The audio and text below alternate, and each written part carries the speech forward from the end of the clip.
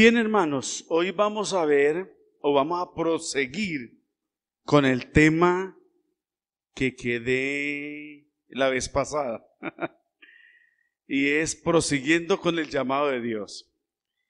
Y estoy hablando de las excusas de Moisés, ¿sí recuerdan? Parece que no, ¿sí? Y hablé de la primera excusa, ¿quién soy yo? Y dije que era una pregunta existencial.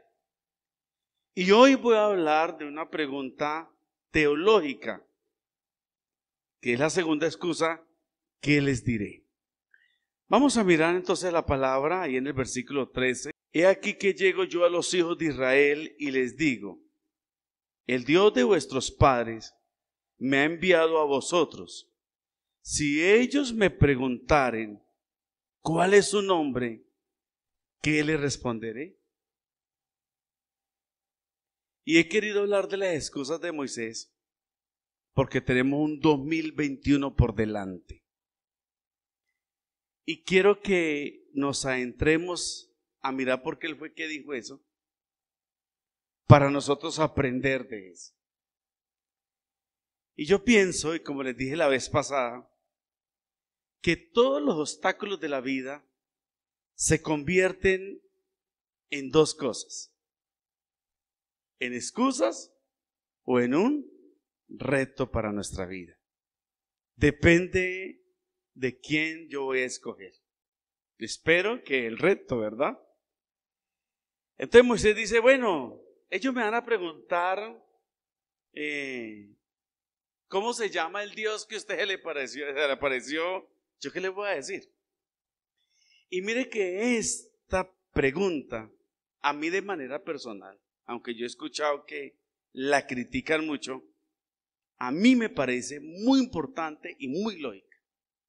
O sea, a mí no me parece descabellada, sobre todo que para la mentalidad semítica era importantísimo un nombre, porque los nombres describían el carácter de la persona. Ustedes saben que Jacob era o significa usurpador, y todos los nombres de la Biblia tienen un significado que en algunas veces a Dios le tocó cambiar el significado. Entonces para ellos era muy importante el nombre. Bueno, y Moisés dijo, bueno, y si ellos me van a preguntar cuál es su nombre, ¿qué les voy a decir? Más que una excusa, a mí me parece una pregunta interesante.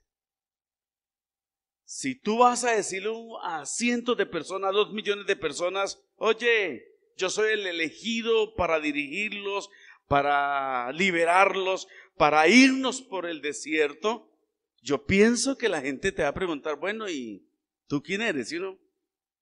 ¿De dónde saliste? ¿Dónde apareciste? ¿Quién te envió? ¿De dónde proviene tu autoridad, no? Entonces, no es tan al aire la pregunta. Yo pienso que es muy importante. Y Dios, como siempre, ante toda inquietud, ante toda duda de sus hijos, Dios responde con prontitud. Y respondió Dios a Moisés en el versículo 14, yo soy el que soy, y dijo, así dirás a los hijos de Israel, yo soy, me envió a vosotros. Y aunque en esta mañana yo no voy a hablar del nombre de Dios, pero sí voy a tratar de que miremos la parte teológica de lo que quiso decir Moisés. Entonces, algo que es muy importante, y es que nosotros debemos tener identidad. Moisés dijo, ¿quién soy yo? Eso es identidad, que yo les conté la vez pasada. Y algo que nosotros sabemos es que Cristo nos da identidad. Eso es algo que nosotros tenemos que tener en cuenta. Entonces, conocer quién es Dios, eso nos va a dar identidad y saber, hermanos, quién es Dios nos va a dar identidad. Moisés le dijo, bueno, a mí me van a preguntar que cómo te llamas y yo qué les voy a decir. Y esa es la pregunta que hoy en día la gente nos hace a nosotros. Porque nosotros somos mandados a hablar de Cristo, ¿o no? Y nosotros debemos saber quién es Cristo, conocer de Él, saber de Él. Y por eso es que no me parece descabellada la pregunta de Moisés. En Mateo 16 hay una charla muy interesante entre los discípulos y el Señor, y que viene al caso. Dice acá: viniendo Jesús, el versículo 13, a la región de Cesarea de Filipo, preguntó a sus discípulos, escúchenme bien, diciendo: ¿quién dicen los hombres que es el Hijo del Hombre? Entonces, el Señor está interesado en saber qué opinaba la gente de Él, ¿sí ve? Bueno, ¿qué dice la gente? Le dijo a los discípulos. Y los discípulos no tardaron en responderle. Unos le dijeron: ¿sabes, Señor? Unos dicen que tú eres Juan el Bautista. Otro dijo: Señor, otros dicen que tú eres Elías. Otro discípulo dice: Señor, la gente está diciendo que tú eres Jeremías. Y se levantó otro y dice: fulano, y el otro fulano, porque dice: o alguno de los profetas. O sea, realmente la gente no sabía quién era Jesús. Y el Señor les preguntó y los discípulos le dijeron. Pero me fascina lo que dice el 15. Y es una pregunta importante. Él les dijo: ¿y vosotros quién decís que soy yo? Y esa es la clave de todo. Porque el concepto que nosotros tengamos de Dios, así será nuestra vida cristiana, ¿sabes? Seguramente Jesús quería saber eso. Bueno, ¿ustedes qué dicen que soy yo o quién soy yo? Como que para el Señor es más importante lo que piensan sus discípulos que lo que piensa el mundo. Y es más importante. Y para el mundo Jesús es cualquier cosa, ¿no? Un revolucionario, para los árabes es un profeta más, para muchos no significa nada. Y la gente tiene muchos conceptos de Jesús, pero realmente en nosotros debe haber una definición clara y concisa de quién o a quién estamos siguiendo o en quién estamos creyendo, hermanos. Porque eso define nuestro evangelio. Porque yo, ¿cómo voy a seguir a alguien si no sé quién es esa persona? ¿Quién es ese individuo, hermanos? ¿Qué es lo que pasa hoy en día? Que la gente, y eso que estamos cambiando, está siguiendo. Pasamos de seguir a los liberales y a los conservadores por un color o por una ideología que mucha gente no entendía, pero que se identificaba, a pasar al uribismo y a pasar a todos estos grupos que hay políticos de hoy en día sin conocer de veras lo esencial. Porque el ser humano ha perdido la identidad. Porque no sabe a quién sigue, no sabe quién es. Y Pedro se levanta en el versículo 16 y dice: tú eres el Cristo, el Hijo del Dios viviente. Y eso impactó a Cristo de una vez. Y dice: entonces le respondió Jesús: bienaventurado eres, Simón, hijo de Jonás, porque no te le reveló carne ni sangre, sino mi Padre que está en los cielos. Y aquí hay una verdad central. Pedro supo quién era Cristo. Dijo: bueno, ¿quién era Jesús? Cristo, o el ungido, ¿no? ¿Verdad? Y el Hijo del Dios viviente. Acertó, dio en el clavo. Esa es la respuesta esperada. Y el Señor dice algo importante: esto no te lo reveló carne ni sangre. Es decir, que hay un asunto espiritual. Es decir, que para yo conocer al Señor en su esencia, en lo que Él es, no es de cualquier manera, hermanos. No es en la carne, es espiritual el asunto. Porque el Señor dijo, esto que tú acabas de decir no es de una revelación de carne, ni humana, mejor dicho. Esto no es un asunto humano. Esto no es producto de una filosofía o de cualquier teología o producto de una charla o producto de una discusión o de un foro. Esto es un producto de una espiritualidad. Pero a pesar de cómo era espiritual. Y cuando Pedro supo que fue el que le ganó a los demás, ¿quién era Jesús? Jesús cambia la identidad de Pedro.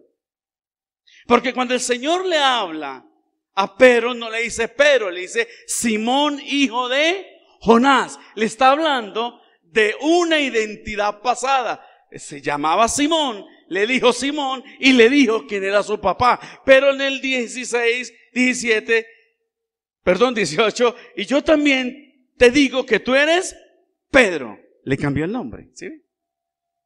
Porque el conocer a Dios, el conocer la esencia, me va a cambiar a mí la identidad que yo tengo. Voy a pensar diferente, voy a ser distinto. Tú eres Pedro y sobre esta roca edificaré mi iglesia y las puertas del Hades no prevalecerán contra ella, y a ti te daré las llaves del reino de los cielos. Es decir, una identidad, un trabajo, un propósito. Porque dijo un predicador un día que más del 90% de los seres humanos no sabe a qué nació. Y que la gente del mundo no sepa a qué vino aquí en la tierra, o sepa equivocadamente, o crea en algo que no es, sobran. Pero entre los creyentes debemos saber a qué hemos nacido o por qué estamos aquí. Y eso depende mucho del concepto que yo tenga de Dios y del conocer a Dios. No era más Simón, sería Pedro. Vi la historia de una muchacha estos días que fue levantada por su mamá. Y siempre le dijo a la mamá que quién era el papá. ¿Usted no ha notado eso? Que los adoptados quieren saber quién es su papá y su mamá. ¿No han visto en las noticias que se vienen de otros países a averiguar el origen? Quieren saber, ¿qué están buscando? Una identidad. ¿Quién va a creer? Pero eso le da una identidad a uno. Saber quién es, así sea una decepción después. Y esta muchacha comenzó con la mamá, ¿quién es? Y algunas mamás, muy contadas, no dicen a veces quién es. Y fue pasando el tiempo, hasta que un día le dijo quién era el papá. Y ella comenzó a averiguar sobre el papá. Quizás la mamá tenía pena porque fue una aventura de ella. Pero este hombre la embarazó. Y ella comenzó en esa frenética búsqueda de saber quién era el papá. Era un hombre africano que había ido a estudiar a los Estados Unidos. Y en esa indagatoria se dio cuenta de qué lugar de África y viajó hasta allá. Y se dio cuenta que su papá era el rey de una comunidad. Era el rey.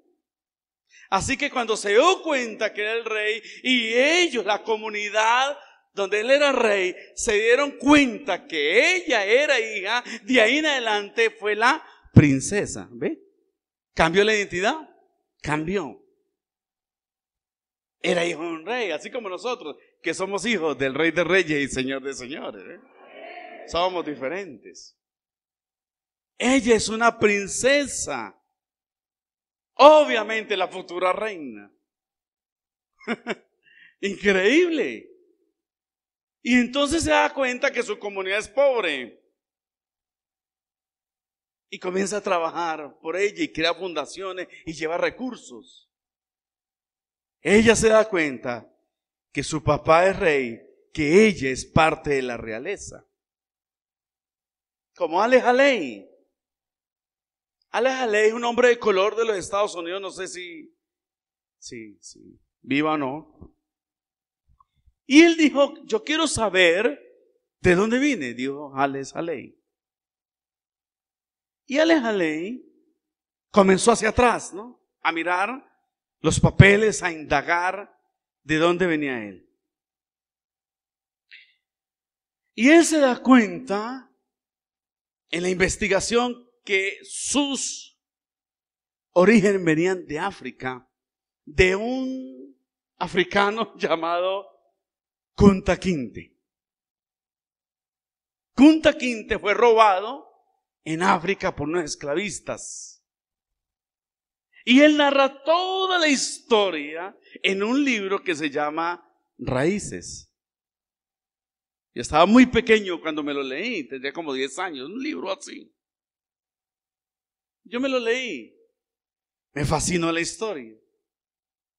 Y él va a su aldea y todos saben de Kunta Kinte porque allá tienen la forma de contar a las generaciones, al estilo antiguo. Y todos sabían de Kunta Kinte porque fueron el único que se robaron, creo, de esa aldea, si no estoy mal.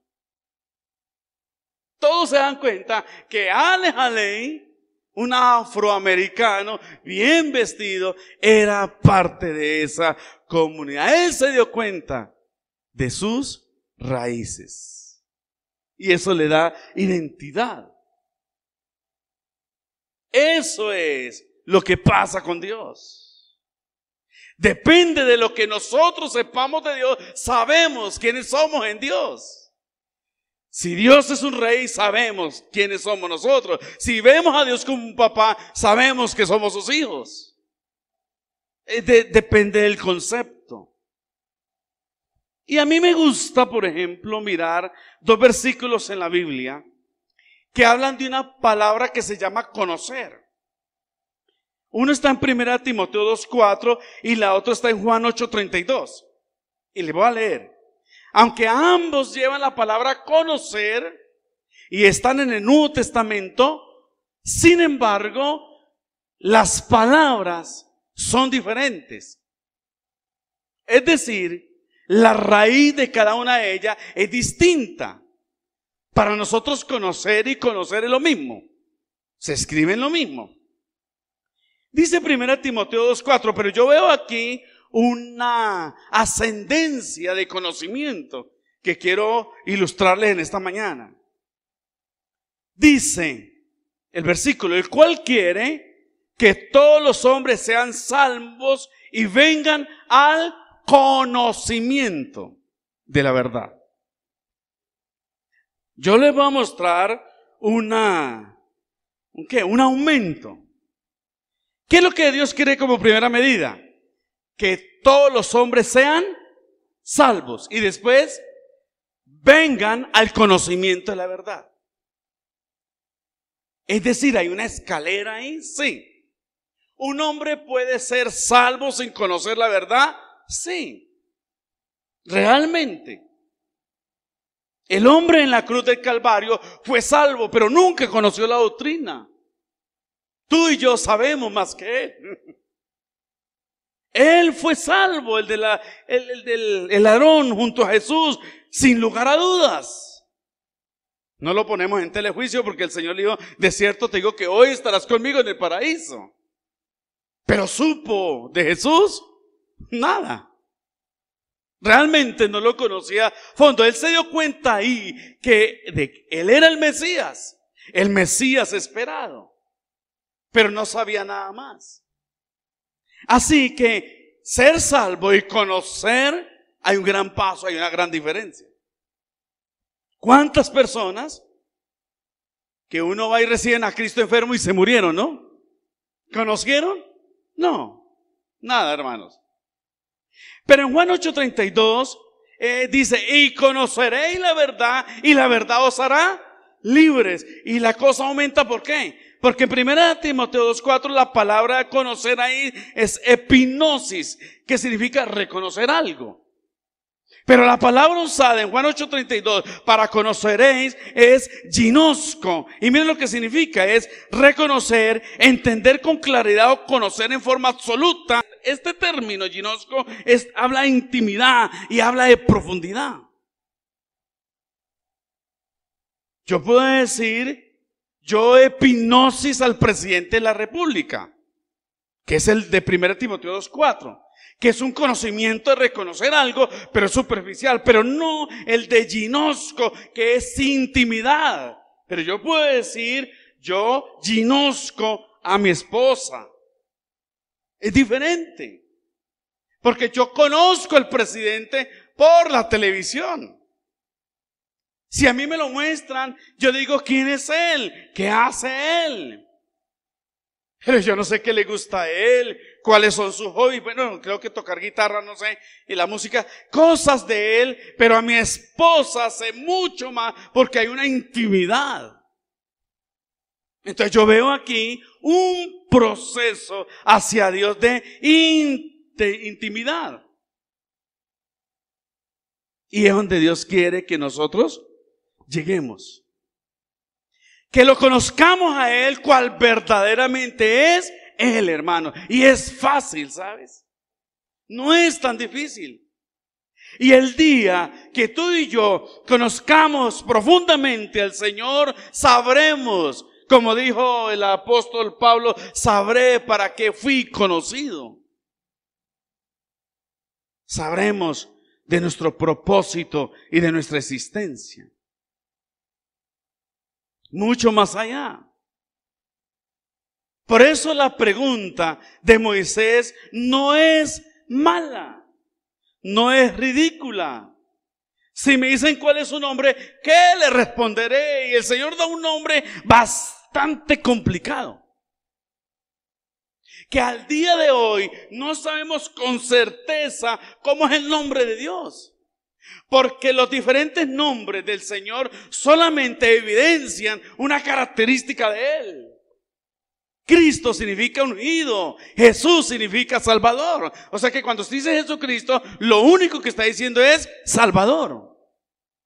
O cuando dice Cristo, está diciendo ungido. Pero el nombre real y verdadero, tú y yo no lo sabemos. Porque cuando Moisés lo escribió, solamente escribió 4 letras. Y para pronunciarlas es como si fuera un ronquido, como un suspiro. Mejor dicho, ni sabe pronunciar nada, porque el que lo escuchó en ese tiempo fue Moisés. Y en ese tiempo no existían las vocales para nosotros poder aprender más. Hay un versículo, y termino con esto ya. Yo creo que todo el mundo se lo sabe. Oseas 6:6. Oseas 6:6 es un versículo muy conocido por todos.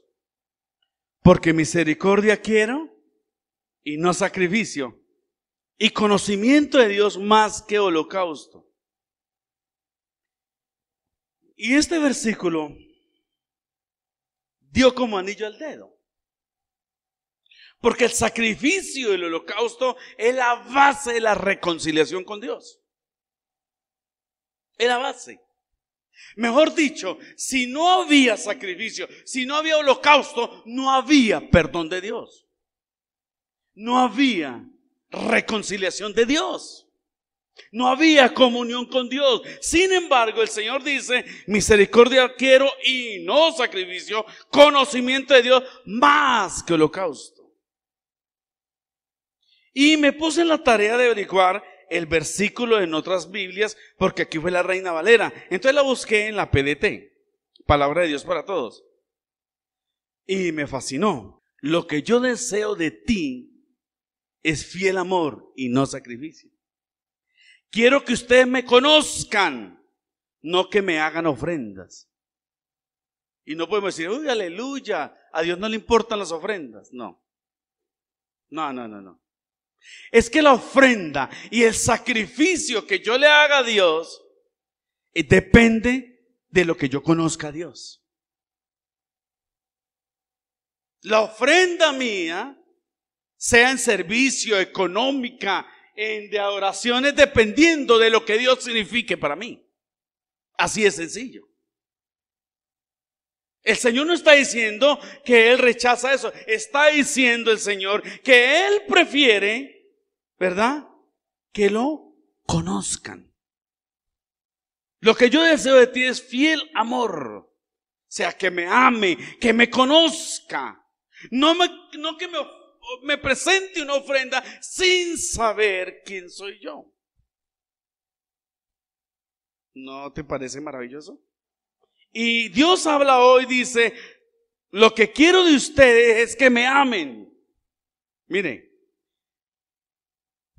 lo que quiero de ustedes es que me amen y no que me hagan sacrificios. Que me reconozcan como Dios y no que me ofrezcan holocausto. ¿Sí?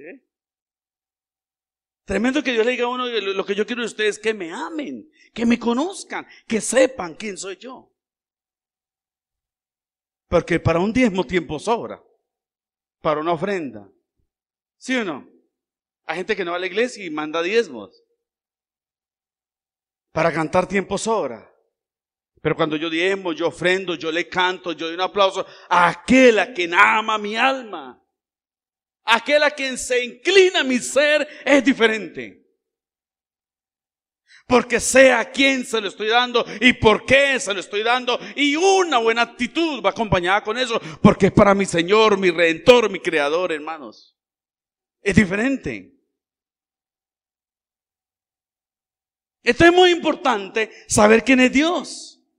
Conocerle, saber su naturaleza, su carácter, su visión y misión. De eso depende mi identidad y mi vocación hacia el Señor. Y eso no es en la carne. Eso es un asunto espiritual. Eso no se aprende escuchando esta prédica. Eso no se aprende estudiando. Eso se aprende a solas con el Señor. Porque yo puedo leer de Duque, escuchar la noticia de él, pero una cosa muy diferente donde yo me vaya a vivir con él. Lo conozco como es. Una cosa muy diferente, saber de Dios, leer la palabra, escuchar de Dios, ver conferencias, y otra muy distinta en que yo tome la decisión de buscar una relación íntima con Dios. Ir hacia Él, y Él se va a revelar a mi vida, definitivamente. Si no, hermanos, tú estás en una religión más. ¿Y cómo es posible que si tú no sabes a qué estás en esta vida, creo que te hace falta entender más eso, comprender un poco más? No podemos servirle a un Dios que no conocemos, aunque yo le puedo servir a Dios sin tener una relación con Él. Pero eso es lo que quiere Dios, no. Dice la palabra, ¿tú crees que Dios es uno? ¿Y qué dice? Los demonios también creen. Y dice, y tiembla. No se trata de eso. Pero los demonios ¿tienen comunión con Dios? No. ¿Saben quién es Dios? No, ya no. Estuvieron con Dios, conocieron a Dios. ¿Pero les importó o no les importó? Pienso que la pregunta de Moisés es muy importante. Y el Señor diles que yo soy. Y Moisés se convirtió en amigo de Dios. Dice que hablaba con Dios como quien habla con su compañero. Maravilloso.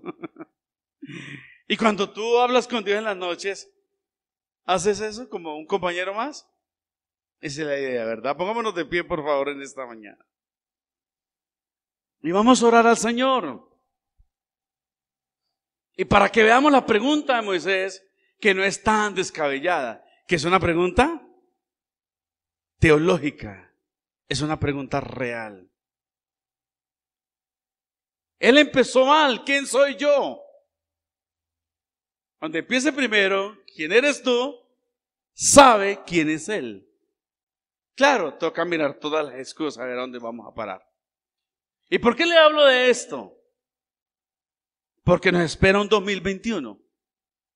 No se sabe cómo venga, ¿sí o no? Pero debemos confiar que Dios sigue sentado en su trono. Que Dios no ha perdido el control del mundo. Que Dios sigue siendo el Señor y creador del universo. Ese es nuestro Dios. Por eso tenemos que conocerle más. Aleluya. Padre, te damos gracias. Te damos gracias por este día, Señor. Gracias por esta oportunidad maravillosa que nos has dado, Dios. Señor, sabemos que debemos ir más allá. Como dice tu palabra, tú quieres que todos los hombres sean salvos, pero que vengan después a conocer la verdad. A saber, como dice la palabra, escudriñar las escrituras. Señor, es ir más allá. Como dice la palabra, ten cuidado de ti mismo y de la doctrina. Pero tengo que pasar de ahí a un encuentro contigo. Los encuentros que tuvo Moisés, que tuvo Jacob y que cada siervo de la Biblia tuvo contigo y que nosotros también hoy en día estamos llamados a hacerlo. Yo bendigo, Señor, a cada hermano, a cada hermana, a cada persona que escucha esta predicación por YouTube. Gracias, Señor. Permite, Dios, que conozcamos quién es Dios, para así mismo saber quiénes somos nosotros. En el nombre de Jesucristo de Nazaret. Amén. Amén. Aplauso al Señor, al Rey, al Creador, al novio. Aleluya. Gloria al Señor.